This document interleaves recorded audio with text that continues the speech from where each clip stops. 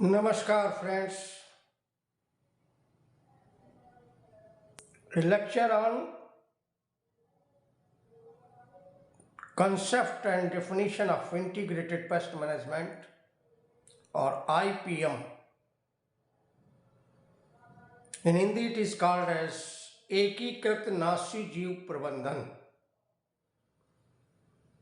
Long back it was also renominated as प्राकृतिक फसल सुरक्षा in Hindi. In ICR it is also called as समेकित नाशी जीव प्रबंधन. कंसेप्ट एंड डिफिनीशन यानी विचारधारा एवं परिभाषा, इससे संबंधित एक लेक्चर या कुछ विचार व्यक्त करना चाहता हूं. IPM is dedicated to welfare of all in the universe. IPM ब्रह्मांड में सभी के कल्याण के प्रति समर्पित है. It is dedicated to all organisms including human beings, environment, nature and society welfare. IPM मानव सहित सभी जीवों, पर्यावरण, प्रकृति तथा समाज के कल्याण के प्रति समर्पित है. IPM is a concept of doing farming including pest management. IPM नाशी जीव प्रबंधन सहित खेती करने की एक विचारधारा है. दोस्तों, किसी भी विचारधारा को स्वयं के पेशे, वैज्ञानिक, आर्थिक, सामाजिक, सांस्कृतिक, पारिस्थितिक, राजनीतिक और प्राकृतिक अनुभव के साथ के आधार पर स्वयं परिभाषित करना चाहिए. परंतु यहाँ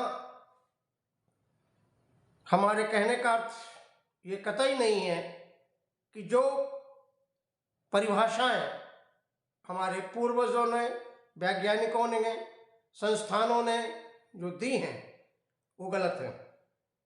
ऐसा नहीं है. इन संस्थानों ने, इन वैज्ञानिकों ने, हमारे पूर्वजों ने, सीनियर्स ने जो डिफिनीशंस दी हैं या जो परिभाषाएं दी हैं वो गलत नहीं है. इन्होंने जो परिभाषाएं तत्कालीन परिस्थितियों तथा उनके निपटान से प्राप्त हुए अनुभव के आधार पर दिए हैं. विचारधारा या कंसेप्ट मनुष्य की इच्छाओं को तथा समस्याओं को दूर करने के लिए प्रयोग किए गए सभी गतिविधियों, तरीकों को अपनाकर जो प्रयास किए जाते हैं, उपाय विकसित किए जाते हैं, उनमें से अगर विशेष उद्देश्यों की पूर्ति हो जाती है और ये तरीके समाज के द्वारा स्वीकार कर लिए जाते हैं, अपनाए जाने लगते हैं, क्रियान्वयन करने में मददगार होते हैं, तब इन्हें विचारधारा कहते हैं. किसी विशेष उद्देश्य और विशेष तरीके से किसी काम को करने के मत को भी विचारधारा या कॉन्सेप्ट कहते हैं. पारंपरिक खेती, रासायनिक खेती, आईपीएम खेती, प्राकृतिक खेती, ये सभी खेती करने की विचारधाराएं हैं या अलग अलग तरीके हैं जिसका नामकरण उनके साझीदारों द्वारा यानी स्टेक होल्डर्स के द्वारा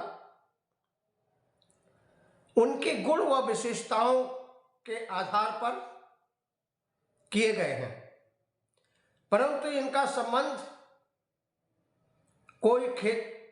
संबंध तो सिर्फ खेती करने से ही है। उदाहरण के तौर पर हम अगर एक बच्चे को विभिन्न नामों से पुकारते हैं तो उससे उसकी हस्ती नहीं बदल जाती, मतलब तो उसकी हस्ती से है। यहाँ खेती करने की ये विभिन्न प्रकार की विचारधाराएं हैं या तरीके हैं जिनको समय समय पर परिस्थितियों को सॉल्व करने के लिए, प्रयत्न करने के लिए अलग अलग उपाय किए गए और उनके लिए अलग अलग उद्देश्य प्राप्त किए गए और इन्हीं गुण और विशेषताओं की वजह से अलग अलग तरीकों के अलग अलग नाम रख दिए गए हैं। इन्हीं विकसित किए गए विशेषताओं या तकनीकों को हम विकास कहते हैं, मगर विकास में एक चीज का विशेष महत्व रखा जाता है, ध्यान दिया जाता है कि development should not be catastrophic in nature. विकास जो है कभी विनाशकारी न होने पाए। खेती करने की अथवा वनस्पति संरक्षण करने की सभी विधियों को समेकित रूप से इस प्रकार से रूपांतरित करके या प्रयोग करके या उनका प्रयोग करना जिससे प्रकृति, समाज तथा पारिस्थितिक तंत्रों को महफूज रखते हुए, सुरक्षित रखते हुए या कम से कम बाधित करते हुए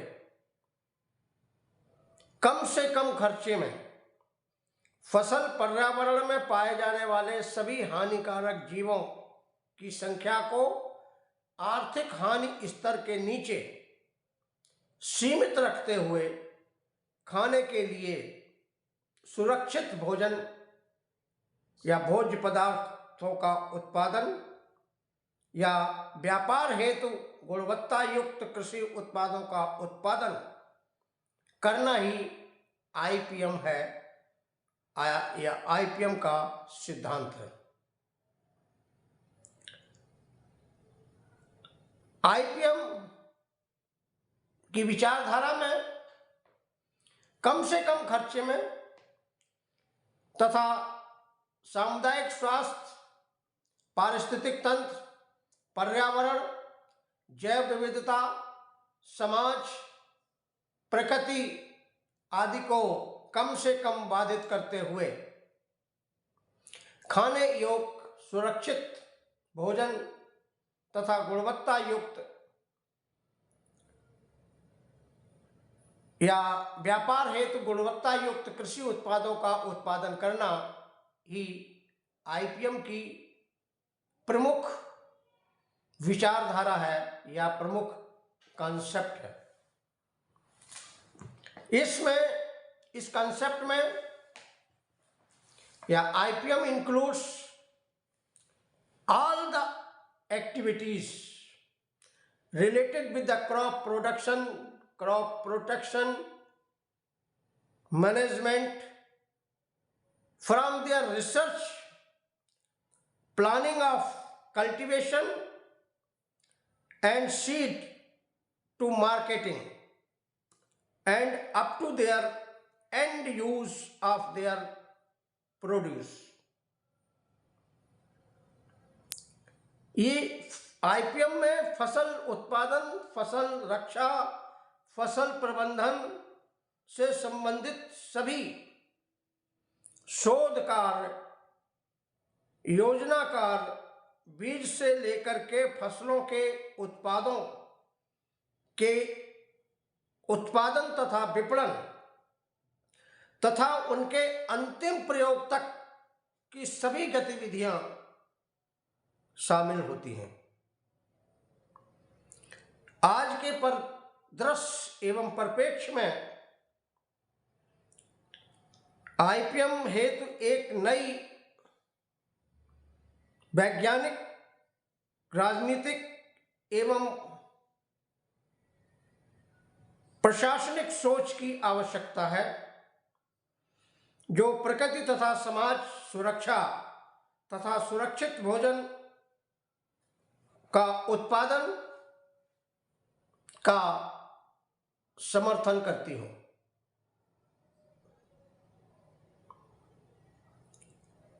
आज के परिदृश्य के परिप्रेक्ष्य में आईपीएम की विचारधारा कैसी हो, इसके बारे में हमने अलग से एक वीडियो में पूरा विस्तृत वर्णन किया है। आईपीएम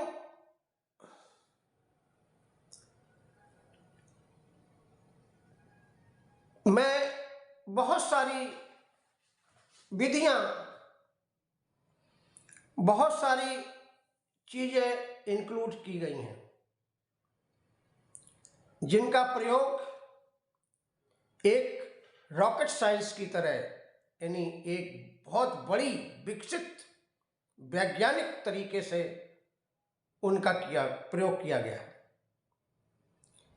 आईपीएम में जो इनपुट्स प्रयोग किए गए हैं, उनके उत्पादन के लिए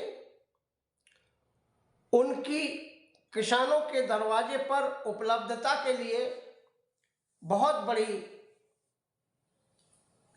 बड़ी प्रयोगशालाओं की आवश्यकता होती है,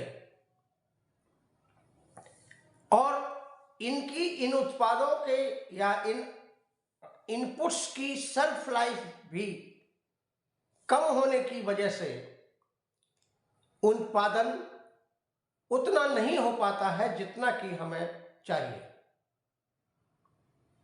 इस वजह से आईपीएम इनपुट्स का उत्पादन किसानों के द्वार पर सुनिश्चित करना, पर्याप्त मात्रा में सुनिश्चित करना एक बहुत बड़ी बाधा है। आईपीएम के रिसर्च को, आईपीएम के कार्य को आगे बढ़ाने के लिए हमें कुछ नई चीजों को आईपीएम की टेक्नोलॉजी में समावेशित करना पड़ेगा। जैसा कि हमने बताया कि आईपीएम का मुख्य उद्देश्य, आईपीएम हो या प्राकृतिक खेती हो या जैविक खेती हो, इन सभी का एक ही उद्देश्य है कि हमें रसायन रहित कृषि प्रणाली को विकसित करना है। और रसायन रहित कृषि प्रणाली को विकसित करना है तथा रसायनों के द्वारा, जब हरित क्रांति हुई तो उसके द्वारा रसायनों का अंधाधुंध प्रयोग से जो समाज को, प्रकृति को, जमीन को, मिट्टी को, पानी को, जीवन को जो नुकसान हुए, उन नुकसान को भरपाई करनी है।